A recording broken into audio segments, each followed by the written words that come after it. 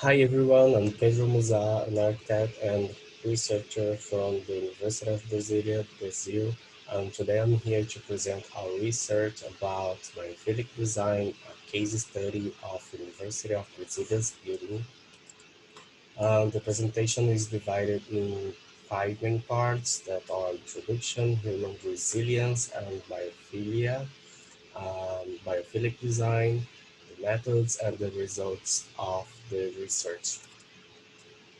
While in a sense of conflicting urban times, buildings can be considered hostile places as they tend to gain more features over natural ones. Uh, in architectural projects, biophilic design assumes that the health of a human being has a biological basis that depends on direct contact with nature.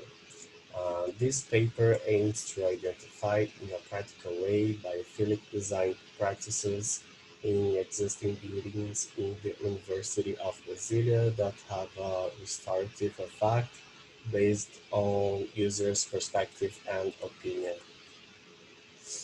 Research points out to the human preference for the natural environment over the artificial environment.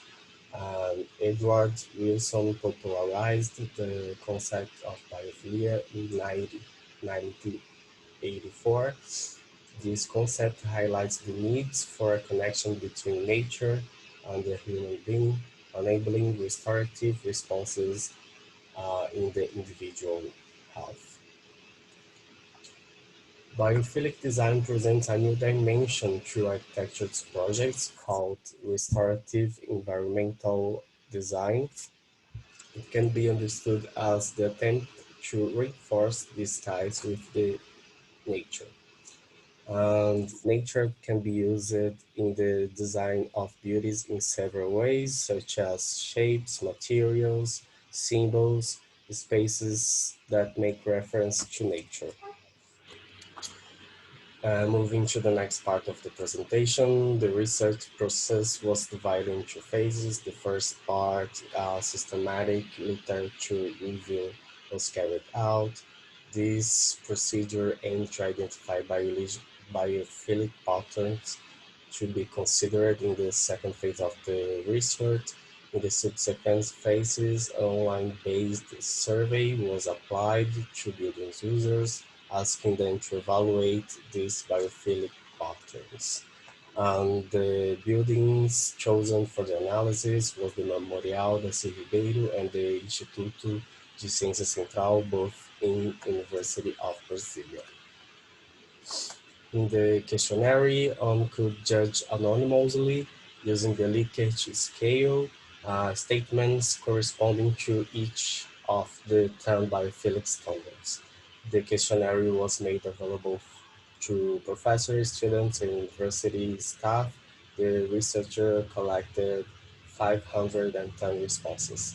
The questionnaire was divided in two sections intended to collect data from users' profiles such as age range, function they perform, preferences, frequency of use of spaces, and average length of stay.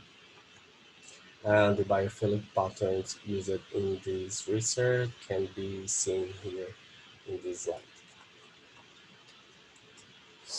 Demographic data shows that the majority of responses were students from the university, adding up to 74%.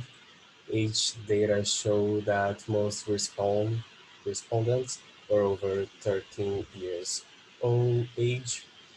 And regarding to the time spent using the spaces, the larger group claimed to spend 1 to 5 hours a day. According to the responses, the longer users spend in spaces, the more they tend to evaluate visual stimuli, such as the use of natural elements by contrast.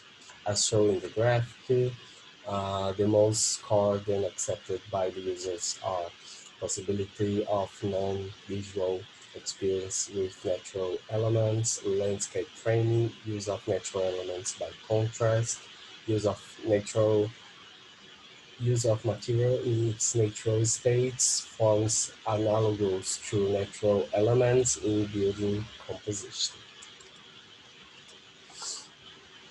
The best standards accepted by users in general comes from visual stimuli linked directly or indirectly to contact with natural elements. This fact can show that elements are more users are more likely to feel good when they are stimulated mainly by the sense of sight.